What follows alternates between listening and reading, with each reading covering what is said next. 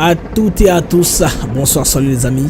Les bruits derrière moi, ça sont les bruits d'hélicoptères. Là, l'événement en Russie où il y a eu un incident malheureux. Et puis les mouvements congolais affichent, affichant en solidarité quand cet événement-là, c'est une attaque dans la soirée d'hier au Crocus City Hall près de Moscou, là où on a carrément retrouvé 40 personnes mortes et plus de 100 blessés. Ça, c'était une attaque terroriste dont la Russie a été victime et la RDC en solidarité est allée pour, n'est-ce pas, donner ce message-là de solidarité. La diplomatie de plus en plus se tournant vers l'Est. On va comprendre dans cette émission d'aujourd'hui. Les amis, ça c'était puis il y a des communications, en tout cas croisées, entre Washington et à Moscou. On va commencer par là avant d'entrer dans les vidéos de notre émission d'aujourd'hui, car aujourd'hui c'est le 23 mars. Nous allons parler du moment du M23, son historique et son impact eu égard à l'objectif 2030.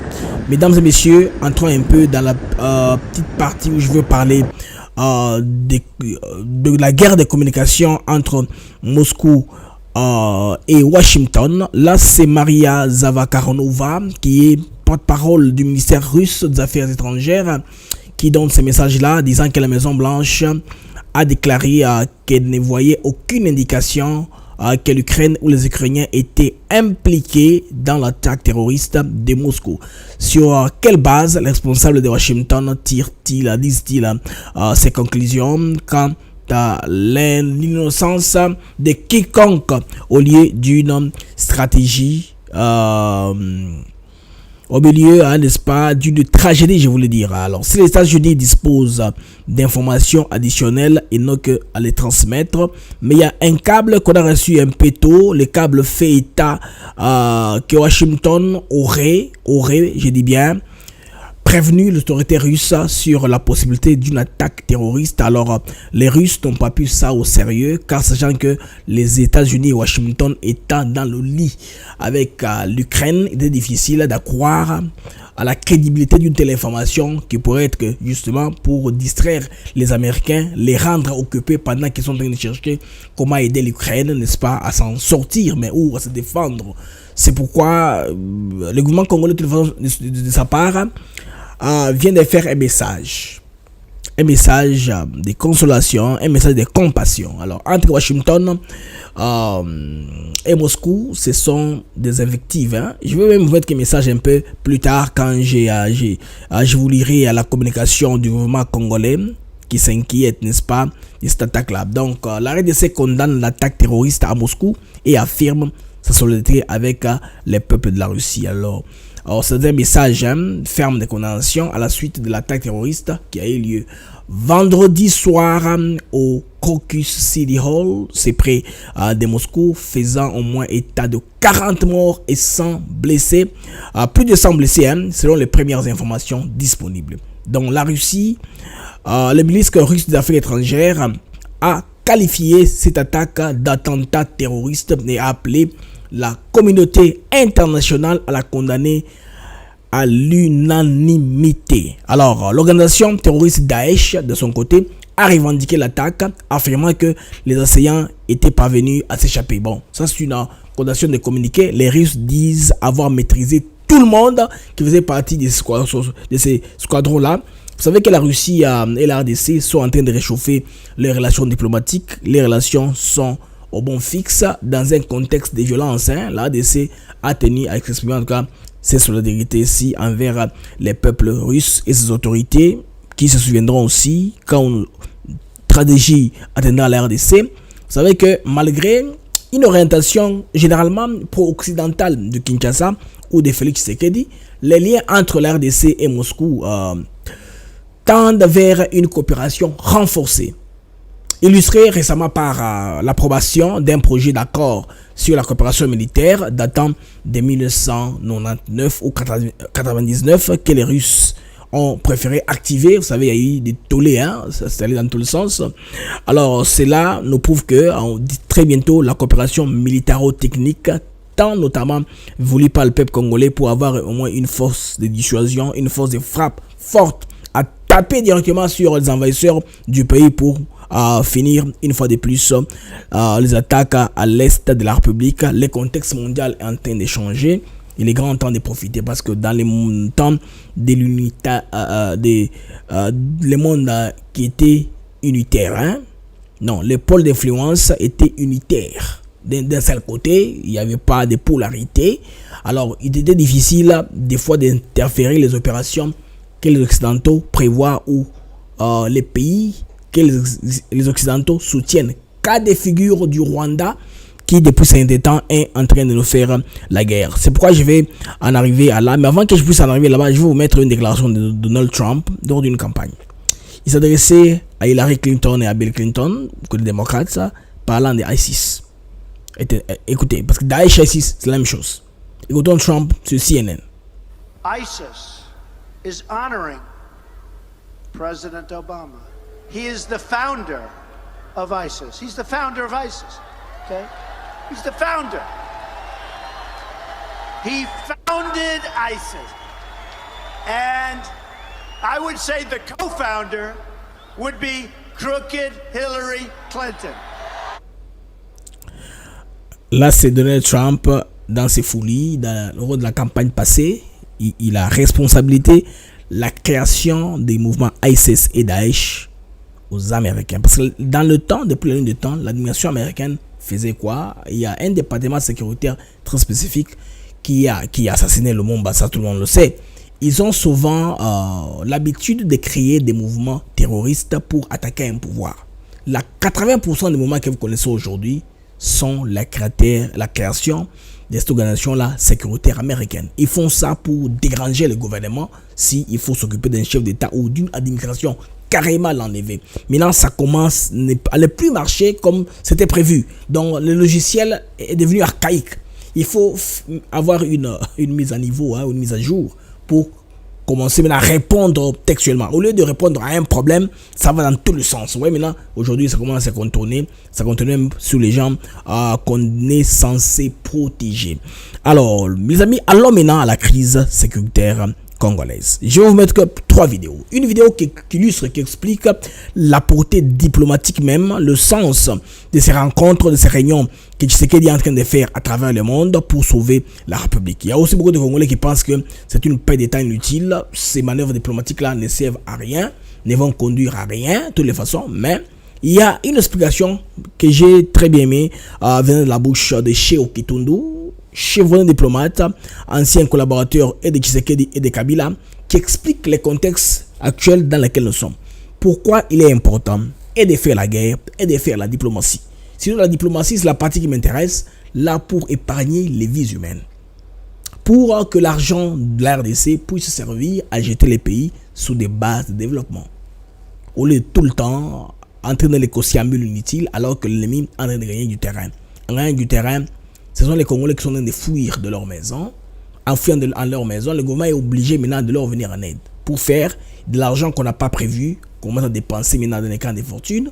On commence à chercher comment stabiliser et tout ça, ça crée du retard. Ça dérange l'économie et le développement du pays.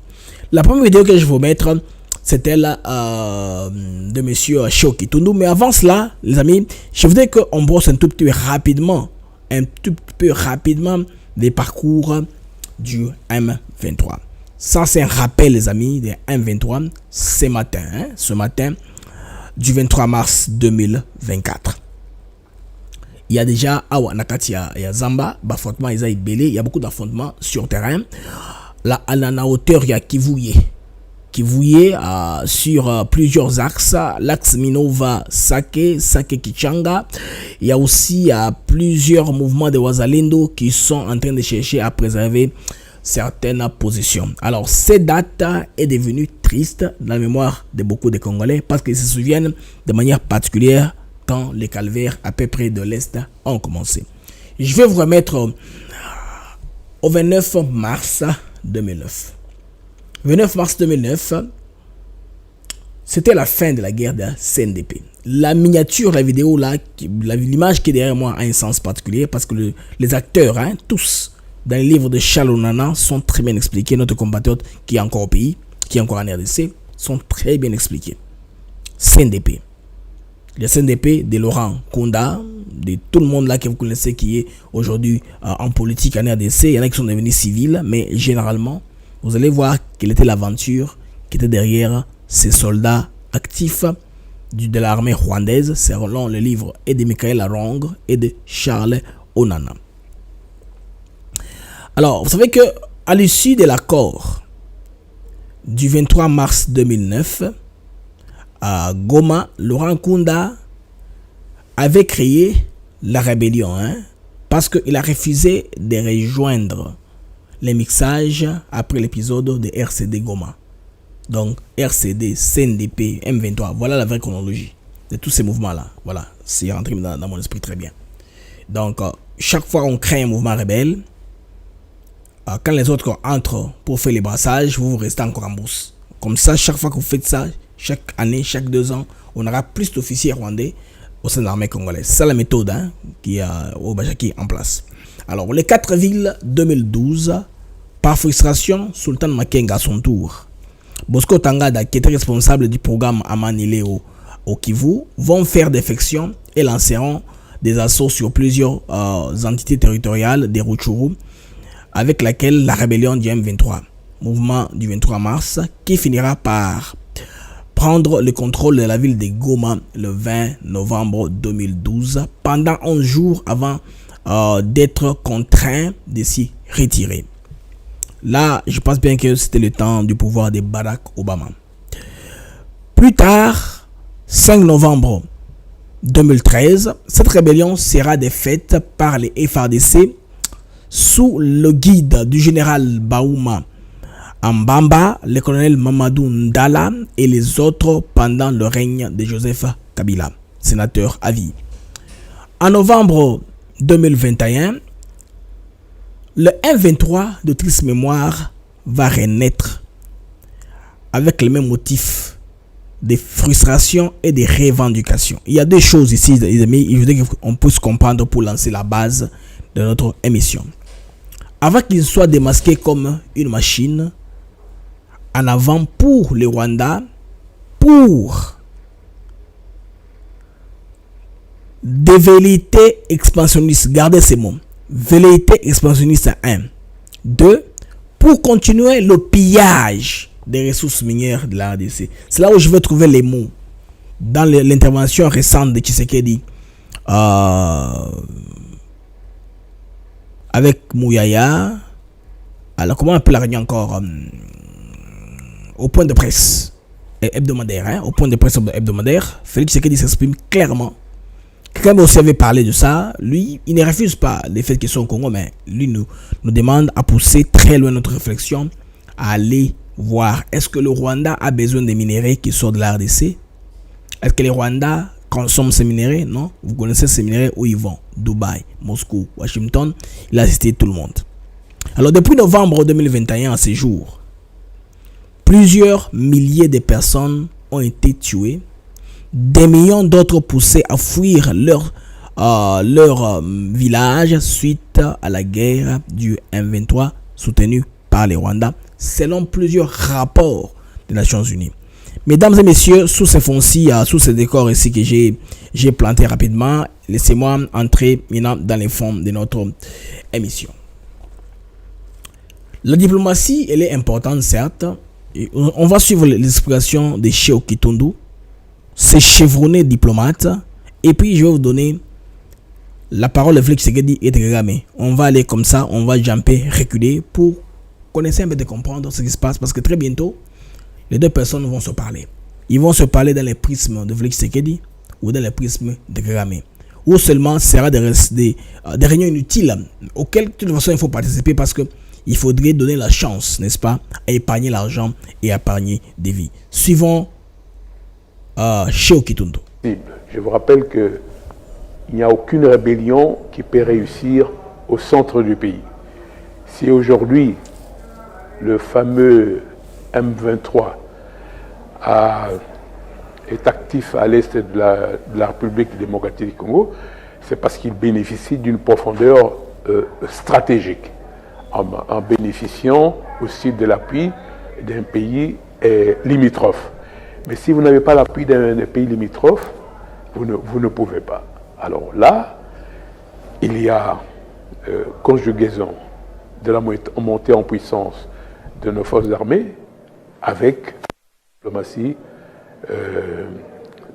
très très très active pour essayer de trouver une solution qui ménage notre place dans le concert des nations, mais cause moins de dégâts à la population et en même temps fait des économies par rapport à notre propre budget dont on a besoin pour résoudre les grands problèmes économiques et sociaux auxquels la population est confrontée. Quand on est à l'extérieur, généralement,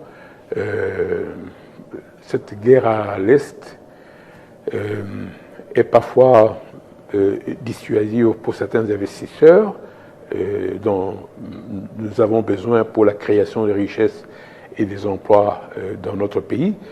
Les gens croient toujours que c'est toute la République démocratique du Congo, tous les territoires de la RDC qui est embrasé, alors que la guerre est vraiment localisée dans 2 territoires de la République démocratique du Congo, et c'est d'autant plus qu'il y a certaines entreprises ici qui, effectivement, mènent des activités florissantes. Je ne crois pas du tout à la solution militaire. Il faut absolument une solution diplomatique. Le Rwanda, on ne va pas le déplacer. Le Rwanda sera toujours là. Aujourd'hui, si vous allez à Goma, mais les gens ils vont au Rwanda et les Rwandais entrent en République démocratique du Congo alors qu'on n'a pas de relations diplomatiques. La meilleure façon de régler leurs problèmes, c'est un tête-à-tête Félix Tshisekedi et Kagame. Comprenez? Ils ne peuvent pas non plus s'éviter, non. Un jour ou l'autre, il faut qu'ils se retrouvent ensemble pour régler ce conflit. Et c'est tout. Parce que si on règle ce conflit, on va résoudre beaucoup de problèmes. Une majeure partie du budget de l'État est consacrée à l'armée. Donc ce sont des dépenses extra-budgétaires. Alors, tant qu'on n'a pas réglé ces problèmes, on ne peut pas s'occuper de l'emploi, on ne peut pas s'occuper de la santé, ni de l'école. Alors, c'est une épine considérable. Il faut régler ces problèmes-là, et le plus tôt c'est le mieux, parce que les années passent vite. M23 est en train pratiquement d'asséner à la population civile congolaise à l'est de la République. Alors, vous avez suivi la partie des chocs Kitundu. Et enfin, le ministre Fabrice Mpouila qui a enchaîné. Là, ils étaient à Loyoa quand ils avaient accompagné les chefs de l'État dans la première tentative des rencontres, mais dans le cadre du sommet, n'est-ce pas, d'Organisation de l'Unité africaine. Ce sommet-là. Il faut comprendre clairement que les dépenses budgétaires qu'engendrent les troubles du M23 compliquent le développement du pays. Il y a aussi cette histoire-là de la perception du pays à l'extérieur par rapport à l'investissement. Est-ce que c'est un pays sécurisant pour investir, hein? Un safe haven? Est-ce un pays où on peut investir calmement sans beaucoup de difficultés? Tout cela compte. C'est pourquoi aussi Kagame dans ses formes, il maintient plusieurs groupes. Avant que je ne passe à l'accusé, hein, je voudrais un peu parler de ce qui se passe en réalité. Il maintient plusieurs groupes au sein de la RDC pour troubler la paix publique, pour troubler la paix des touristes et tout ça, pour que tout l'argent lui revienne. C'est un peu ça comme ça qu'on comprenne. Alors, qu'on comprenne quel genre de jeu il est en train de jouer. Alors, je n'ai pas voulu prendre au mot, hein, ou soutirer quelques paroles de Félix Tshisekedi ici, dans les briefings hebdomadaires, devant les chevronnés de la plume congolaise. Hein. Il a respecté la presse congolaise, il a donné la valeur. La première fois qu'il s'exprime à eux, comme ça, après sa réélection, c'est une très très bonne chose que j'ai appréciée, avec trop de patience et trop de largesse. Il a mis aller au-delà, même à faire des choses aujourd'hui que nous condamnons, mais ce n'est pas un problème. C'est un homme qui parle avec son cœur, c'est ça aussi son défaut en quelque sorte. Les amis, suivons Félix Tshisekedi. Quand nous suivons Kagame, nous comprendrons où nous sommes, et puis je vous parlerai de l'évaluation de l'objectif 2030. Où en sommes-nous? Mais malgré ça, le Rwanda a continué à réveiller ce M23. Je dirais même pas réveiller, c'est caché derrière le M23. Et c'est ça la raison pour laquelle je ne discute pas avec le M23. Les négociations ou discussions, moi je préfère dire discussions, je les veux. Je les veux qu'avec le Rwanda, parce que c'est lui mon agresseur. Et je l'ai dit d'ailleurs dans la salle à Addis Abeba, à Paul Kagame lui-même, en disant « C'est vous que je veux avoir de face à moi dans une discussion pour savoir et vous poser la question de savoir qu'est-ce que vous voulez à mon pays, à mon peuple. Pourquoi vous continuez indéfiniment de tuer mes compatriotes et de piller les ressources de mon pays. C'est tout ce que je veux comme thème du dialogue, parce qu'il n'y a rien d'autre. Je ne lui dois rien, il ne me doit rien. Mais il doit simplement m'expliquer pourquoi est-ce qu'il s'acharne à massacrer mes compatriotes de cette manière, injustement, depuis tant d'années, et pourquoi est-ce qu'il continue systématiquement à piller les ressources minières et autres, parce qu'on ne parle pas de l'agriculture, mais notre thé, notre café va aussi au Rwanda, et quand il arrive là-bas, il est estampillé Made in Rwanda, alors que c'est le produit du vol des Congolais, du sol congolais. Donc voilà, c'est ça qui justifie le fait que je ne veux pas de négociation avec cette coquille. Vous comprenez pourquoi Félix Tshisekedi ne veut pas de négociation avec la coquille vide qui est l'M23. Parce que tout ce qui est fait, c'est le profit que le Rwanda fait des minéraux, les sous-sols, tout ce qui est même des produits même agricoles. Il y a du café et du thé, il l'a si bien expliqué. Maintenant, il faudrait quelque part aussi qu'ils se rencontrent, qu'ils se parlent en face. Mais est-ce que Kagame changera par rapport à son plan? Moi, je ne pense pas. Parce que c'est un plan qui est déjà établi dans le temps. Vous, sachez seulement comment vous y prendre avec lui. Comment vivre avec lui comme les Burundiens de le faire, comme la Tanzanie l'avait fait dans le temps. C'est pourquoi ils sont pays contributeurs de troupes. C'est très important, la réunion de Lusaka, on en parlera. Les pays qui ont contribué, qui contribuent des troupes, vont avoir un mot à dire parce qu'ils tiennent aussi à leur stabilité. Ils savent que l'objectif 2030 les poursuivra. Après que la RDC soit faible, quels sont les pays prochains sur la liste qu'on va attaquer? Ça, le problème, c'est dans cet angle-là que je vois que la plupart des chefs d'État de la sous-région comprennent l'affaire. Les amis, suivons maintenant pour Kagame. Ça, c'est une réponse à ce qu'il vient de dire. C'est quelque chose que Kagame avait prononcé par le passé déjà, parce que lui, quand la communauté internationale lui fait la pression, il a des éléments de chantage à leur rendre. C'est ce qui s'est passé ce temps. Maintenant, le contexte mondial a changé. Nous n'avons plus de temps du monde unipolaire. L'unipolarité a fini. Nous sommes un monde qui va de plus en plus à être multipolaire, avec plusieurs pays, 36 pays au moins, ont fait leur demande pour adhérer au BRICS, au sommet de cette année en Russie. Ça sera comment? Suivant la pensée, le prisme de Paul Kagame, par rapport à tous ces conflits congolais là, au minéraux, c'est qu'il ne refuse pas les intérêts dont je vous ai parlé dans le texte que je vous ai lu là, parce qu'il était question de velléités expansionnistes et des pillages des ressources. Moi, je vais aller au pillage des ressources. Voilà ce que Kagame répond. Les Congolais disent que nous volons leur coltan, leur or. Je demande une question. J'ai dit à plusieurs leaders disant ceci. Je sais quelque chose. Il y a des gens qui viennent du Congo. Peu importe comment ils traversent, ils ont fait la fraude ou ils ont fait la contrebande ou ils sont allés dans les canaux normaux. Moi, je ne sais pas. Alors, ils amènent les minéraux qui atterrissent au Rwanda. Alors, la plupart de ces minéraux partent à partir d'ici. Peu importe. Quels sont les minéraux qui ont été apportés par la contrebande du Rwanda, des Rwandais, même les Congolais ont des minéraux là-bas. De toute façon, quels sont les moyens par lesquels ces minéraux sont entrés? Voici la fin qui m'intéresse. Ces minéraux-là ne restent pas ici. Minéraux on a dit que la awa na Rwanda. Ces minéraux ne restent pas au Rwanda. Ils vont à Dubaï. Ils vont à Bruxelles. Ils vont à Tel Aviv. En Russie, ici, la Russie est encore ouverte. Ils vont partout.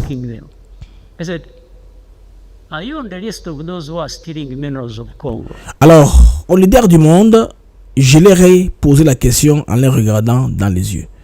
Êtes-vous sur la liste des gens qui pillent les minerais au Congo? Restez-leur, comme Félix Tshisekedi vient de le dire à Bruxelles. So because these things they end up with you. For us, we are now, they go through our country. Alors, nous, Rwanda, comme pays, nous sommes que passeurs. Tout passe par nous.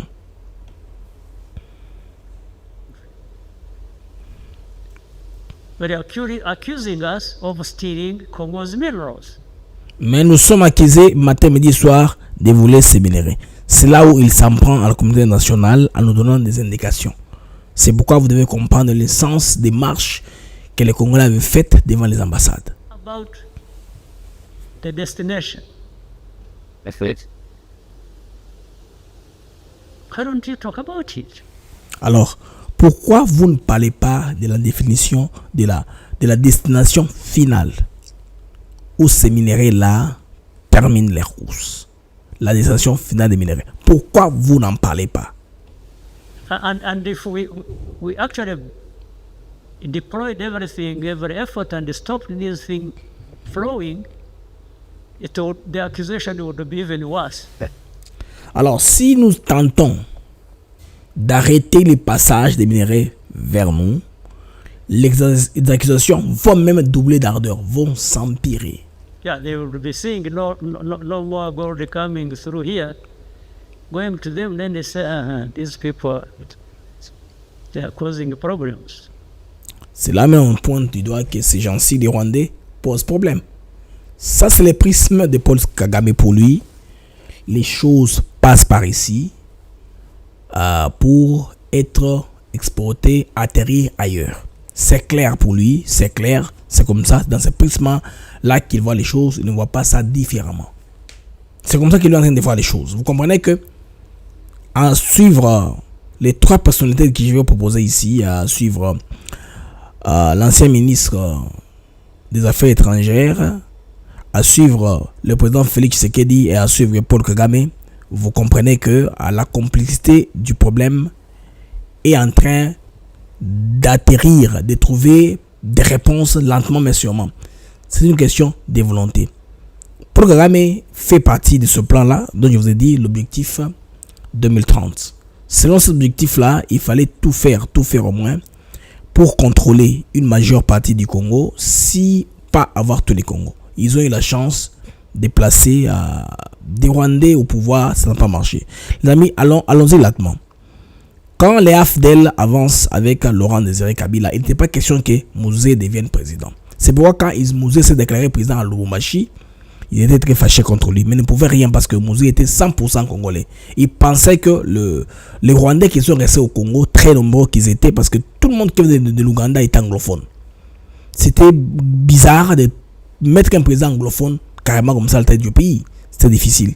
C'est pourquoi maintenant on a fait quoi? On a placé, Mouzé est arrivé au pouvoir, on a compliqué les bidons, et en compliquant à Mouzé les bidons, Mouzé les a bouffés 3 ans. Les 3 ans de leur objectif 2030, Mouzé les a bouffés 3 ans, on reste avec 27 ans.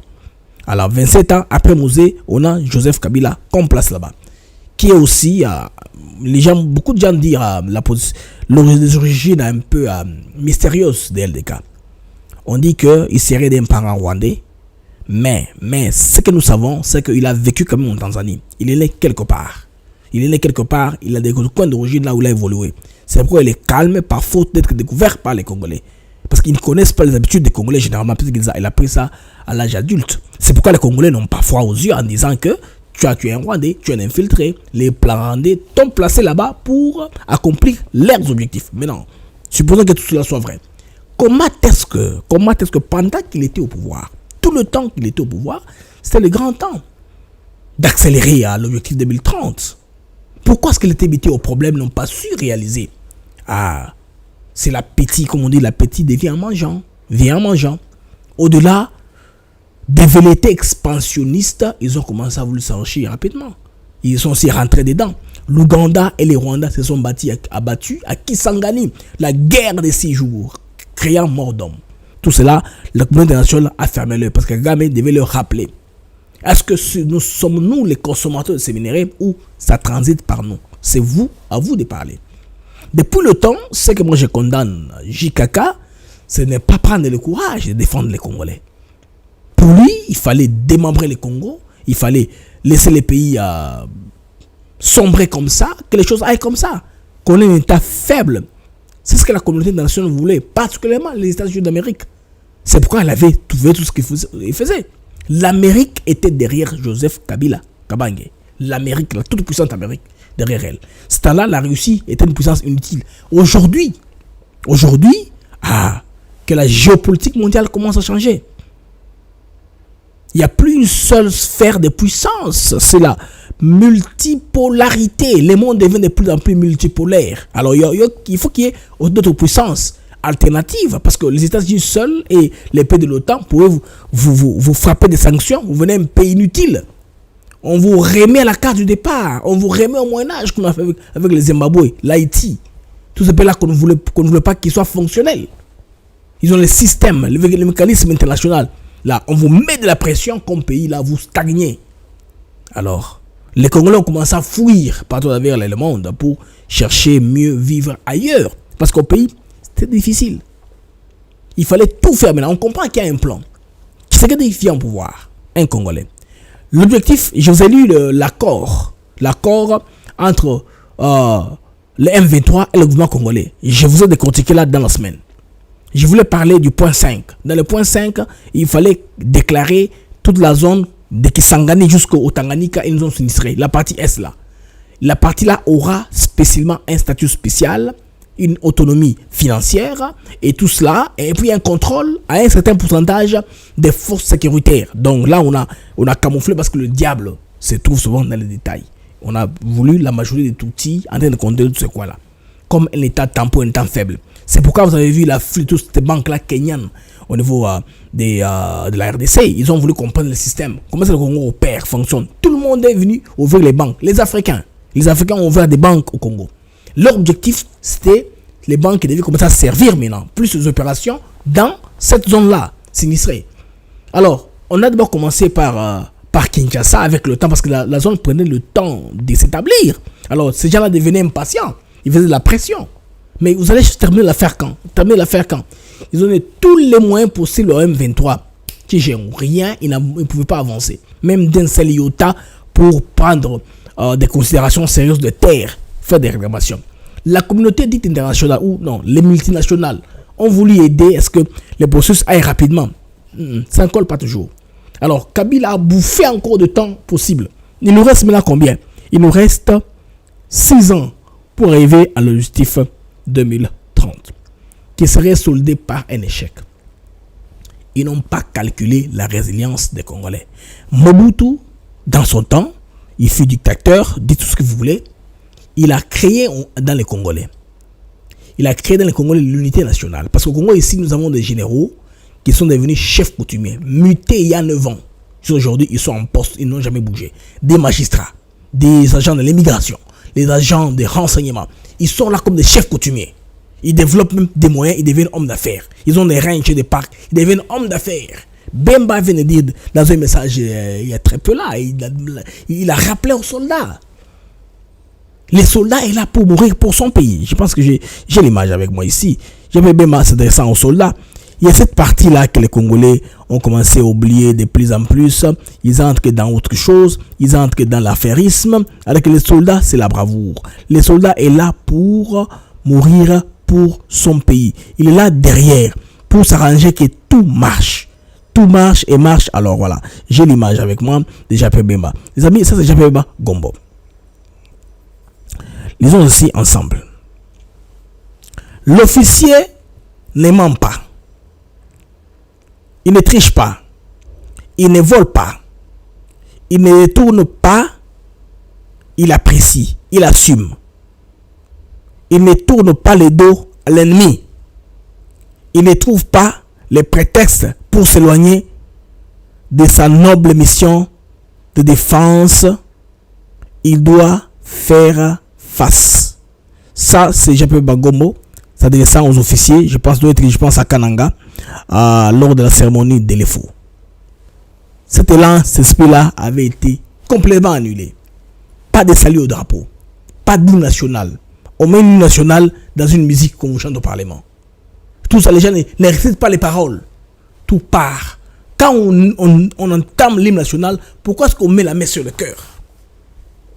C'est pour interroger les paroles que vous dites dans l'hymne. C'est pourquoi l'hymne est composé par des savants, des historiens, des politologues, les anthropologues, les gens qui comprennent bien les comportements sociaux d'un peuple. Alors ils compactent ça dans un langage qui est potable, national. Quand on cite tous les Congolais, les cheveux, ce que Télémine, c'est comme ça dans le temps, vous vous rappelez, parce que chaque fois quand le drapeau, n'est-ce pas, il y a le salut au drapeau, tout le monde s'arrête. Il est important de respecter les drapeaux nationaux. Ces habitudes-là n'existent plus. Moi, j'avais une école qui était à 100 mètres d'un camp militaire. Quand seulement on entend que dans le camp militaire, les drapeaux en train de monter, on s'arrêtait de traiter, même les véhicules, stopper leur circulation. Est-ce que ce respect-là est encore là? Non. Le système de l'AFDEL qui est venu avait le devoir de démembrer la RDC. Point barre. C'est tout ce qu'il y a. En ce qui concerne l'objectif 2030, ça a été, les amis, un échec cuisant. Donc cet échec-là, ils n'ont pas parvenu. En tout cas, à prendre la partie est qui voulait couper pour la contrôler à des fins purement pécuniaires et expansionnistes, les deux objectifs-là. Maintenant, c'est aux Congolais maintenant, à eux seuls, d'assumer le reste. Parce que moi, j'ai fait mes recherches, j'ai trouvé que il est important que les Congolais puissent commencer à changer les façons de voir des choses. Les perceptions de leur pays doivent changer. L'amour du pays est très important. Au-delà de la résilience qui est naturelle. Congolais, bolingambo kanamino. Ceux qui bolingambo est talibino. Donc, vous n'aurez que vos yeux pour pleurer. On se voit la prochaine, amis. Cette émission a été enregistrée. Le direct va recommencer encore dans quelques heures. Au revoir et à la prochaine.